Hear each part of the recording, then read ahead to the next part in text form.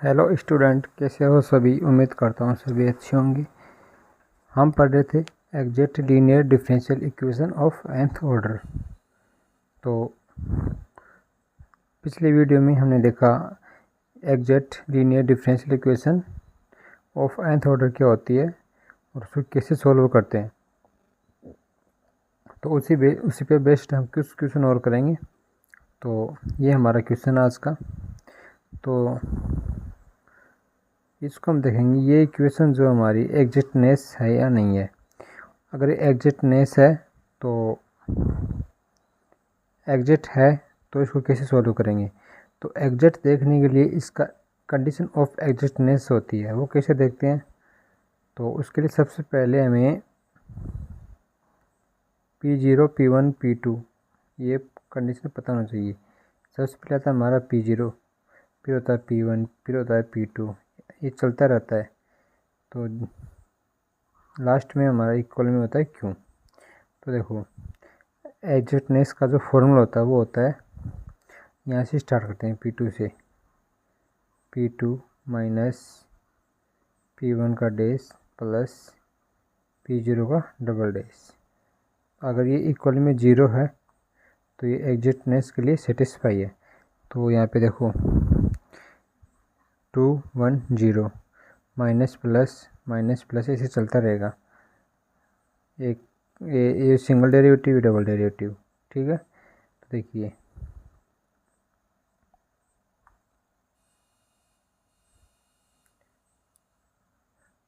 अब देखो हमने यहाँ पे सोल्व कर रखा है इसको। P2 minus P1 dash plus P2 double dash, तो ये इक्वल में 0 आ रहा है। तो देखो is satisfy here, the condition of exactness is satisfy here, hence the given equation is exact linear. Exact ये एग्जैक्ट है तो हम इसका फर्स्ट इंटीग्रेट निकालेंगे। फर्स्ट इंटीग्रल, ठीक है। तो वो कैसे निकालेंगे, P0 कैसे आएगा।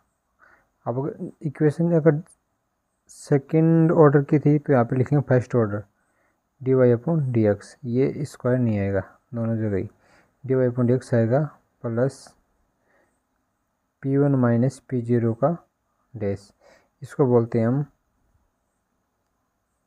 Q1। Q1 होता है हमेशा P1 माइनस P0 का डैश, फिर y, तो y के बाद लगाएंगे इक्वल और Q का इंटीग्रेशन प्लस कांस्टेंट। तो देखो P0 हमारा x था, ऐसे कैसे आ गया, और ये हमारा P1 2x था और P0 था हमारा x का डेरिवेटिव आएगा 1, तो 2x माइनस 1 y।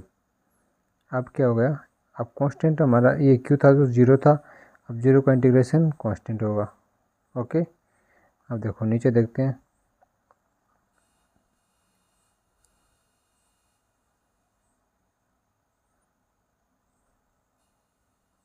यहाँ से हमने किया कि फिर से इसका चेक करते हैं कि ये कहीं फिर से इंटीग्रेट मतलब अपना एग्जैक्ट तो नहीं है इक्वेशन ये। तो हमारा इक्वेशन जैसे हमारी ये है आपकी बार, तो इसमें हमारा P1 क्या है, P0 क्या है। तो हम स्टार्ट करेंगे P0 से। तो ये जैसे हमारा ये P0 हो गया, ओके, ये हमारा P1 हो गया। फर्स्ट ऑर्डर किया तो इसमें 2 ही आएंगे। ओके, तो क्या है कि again the condition of exactness, तो एग्जैक्टनेस अब यहाँ से स्टार्ट करेंगे P1 माइनस P0 का डैश इक्वल, अब P1 की वैल्यू 2x माइनस 1 और x का first time derivative, first time derivative है तो 2x माइनस 1 माइनस 1, जब 0 के इक्वल में नहीं आ रहा तो ये इक्वेशन कंडीशन ऑफ एग्जैक्टनेस को सेटिस्फाई नहीं करती है, नॉट सेटिस्फाई। तो नॉट एग्जैक्ट डिफरेंशियल इक्वेशन, तो क्या है, बट ये लीनियर डिफरेंशियल इक्वेशन है इन y। तो क्या करेंगे, इसको हम नॉर्मल मेथड से इसको सॉल्व कर लेंगे। तो इसमें हमने क्या किया, इसका सबसे पहले इंटीग्रेटिंग फैक्टर निकाला है, इंटीग्रेटेड फैक्टर IF। तो उसमें क्या होता है, आई एफ का फॉर्मूला हमारा होता है आई एफ इक्वल टू ई की पावर पी डी एक्स। तो ये हमारा ई की पावर, ये हमारी पी की वैल्यू हो गई। पी की वैल्यू निकालने के लिए इक्वेशन को स्टैंडर्ड फॉर्म में लिखते हैं। स्टैंडर्ड फॉर्म में कैसे, जैसे हमारी ये इक्वेशन थी, ओके, ये इक्वेशन थी, तो डिवाइड अपॉन एक्स के मल्टीपल में क्या है, एक्स था, यहाँ पे हमेशा 1 होना चाहिए मल्टीपल में। तो मतलब मैक्सिमम जो डेरिवेटिव उसके मल्टीपल में 1 होना चाहिए। स्टैंडर्ड हो गया, स्टैंडर्ड फॉर्म हो गई। तो यहाँ से हमने पी की वैल्यू निकाली, अब आई एफ निकाल लिया। अब फॉर्मूला हमारे पास क्या होता है, वो होता है y into I F equal to जो r की वैल्यू होती है उसमें आई एफ मल्टीप्लाई करेंगे डी एक्स, इंटीग्रेशन निकालेंगे इसका, प्लस कांस्टेंट। तो हमारा r क्या था, r था C1/x। तो पीछे आपने देखा होगा x का मल्टीप्लाई करेंगे तो मतलब x का डिवाइड करेंगे तो r हमारा हो जाएगा C1/x। इसको मल्टीप्लाई करेंगे आई एफ से, यहाँ पे y को मल्टीप्लाई करेंगे आई एफ से। अब इसका इंटीग्रेशन निकालेंगे तो हमारा इसका इंटीग्रेशन ऐसे कैसे लिख रखा है, क्योंकि जब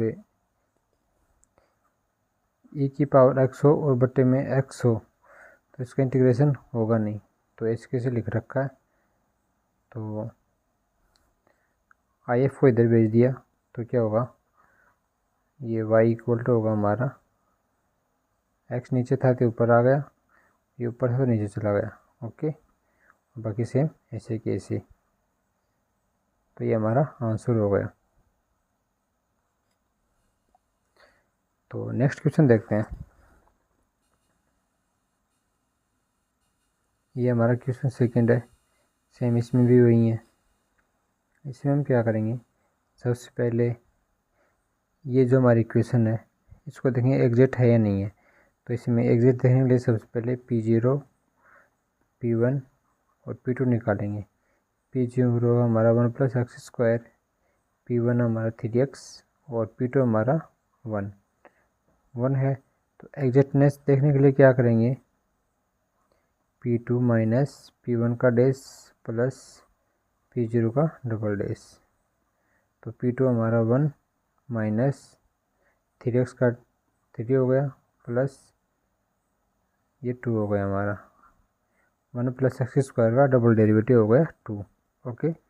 ये अब 0 के इक्वल में आ रहा है। तो ये इक्वेशन जो हमारी है वो एग्जैक्ट लीनियर डिफरेंशियल इक्वेशन है, क्योंकि ये कंडीशन ऑफ एग्जैक्टनेस को सेटिस्फाई कर रही है।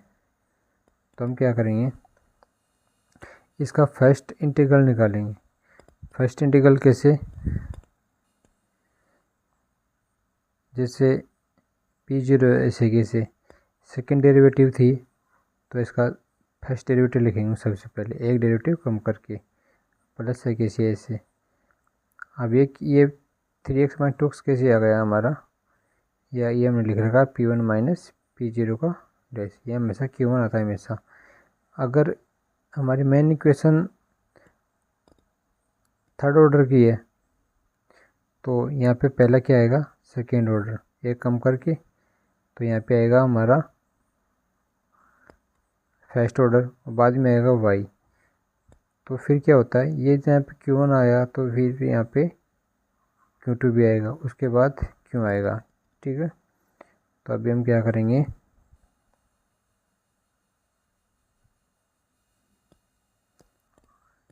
फर्स्ट ऑर्डर की है तो एक Q1 ही आएगा यहाँ पे, ये हमारा Q1 है, ठीक है। तो ये क्या दिया हमने, ये ऐसे लिख दिया, इसको सॉल्व कर लिया, xy equal to C1 constant की, जो हमारा Q था वो 0 था, 0 का इंटीग्रेशन C1। अब इसको फिर से चेक करेंगे एग्जैक्ट है या नहीं है। तो वही कंडीशन एग्जैक्टनेस की कंडीशन अप्लाई करेंगे। कैसे, ये जो हमारा P0 हो गया ये हमारा P1 हो गया, तो P1 से स्टार्ट करेंगे, P1 माइनस P0 का डैश, ओके। P1 हमारा x माइनस P0 का डैश मतलब 2x, 2x, ये हमारा इक्वल में 0 नहीं आ रहा, इक्वल में 0 नहीं है तो ये इक्वेशन हमारी एग्जिटनेस नहीं है। तो इसको भी हम नॉर्मल मेथड से सोल्व कर लेंगे।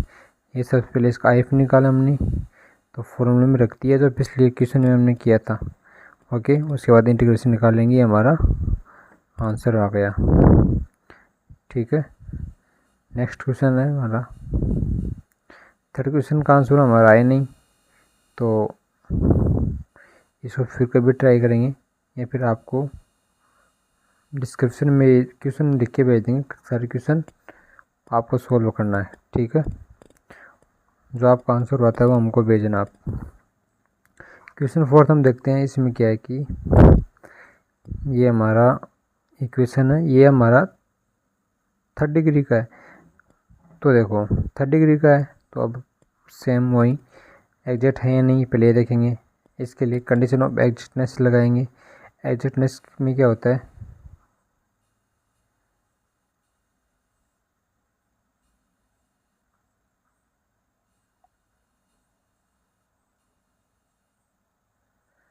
तो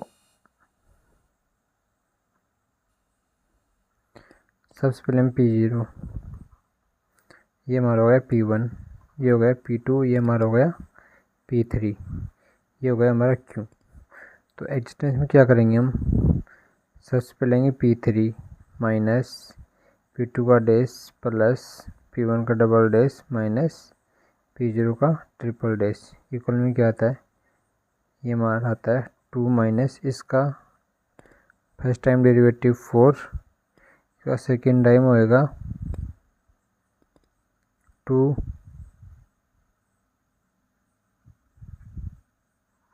और इसका होगा थर्ड टाइम, ये हो जाएगा 0। तो ये हमारा आ रहा है 0 के इक्वल में। तो एक कंडीशन ऑफ एग्जैक्टनेस सेटिस्फाई कर रही है। ओके, तो इसका फर्स्ट इंटीग्रल निकालेंगे। फर्स्ट इंटीग्रल वही जिसमें हम करते हैं कि P0 ऐसे कैसे, ये होता है हमारा Q1, ये होगा हमारा Q2। ओके, और ये Q का इंटीग्रेशन। तो ये हमारी इक्वेशन हमें प्राप्त होती है नहीं, लेकिन ये इक्वेशन क्या है, फिर से एक लीनियर डिफरेंस इक्वेशन बन गई सेकेंड ऑर्डर की। तो इसको हम एक बार एग्जैक्ट देखेंगे है या नहीं। एग्जैक्ट के लिए कंडीशन ऑफ एग्जैक्टनेस लगाएंगे, तो इसके लिए हमें P0 P1 P2 निकालना पड़ेगा। तो अब फिर से हमारी P0 हो गया, ये P1 हो गया, ये P2 हो गया, अब ये हमारा Q हो गया।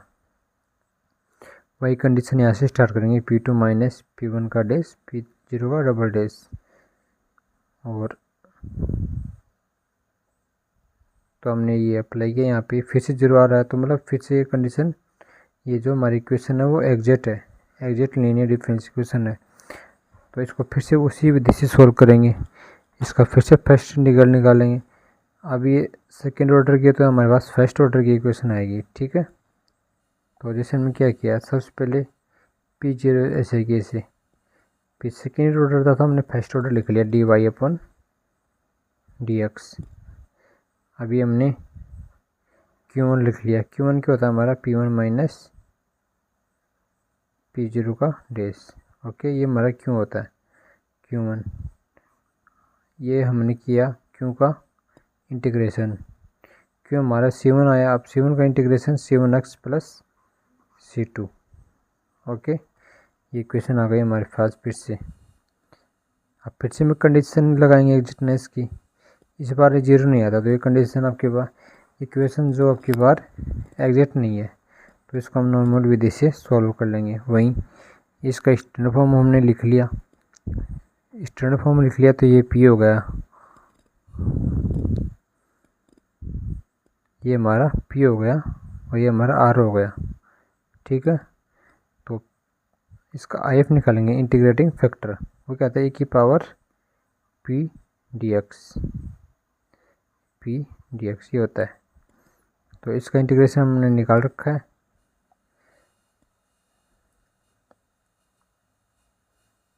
इसका IF आएगा हमारे पास x into e⁻x² plus 2x upon में 2।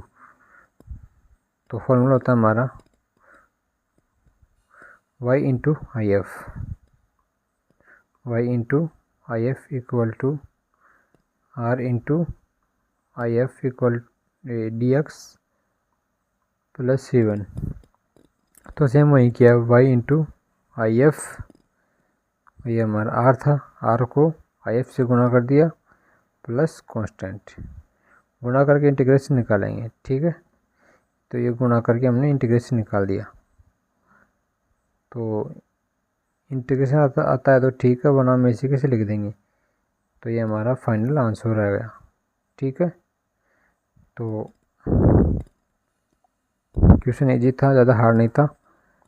तो इस वीडियो में इतना ही। तो 5 से आगे क्वेश्चन, 5 और 5 से आगे क्वेश्चन हम करेंगे अगले वीडियो में।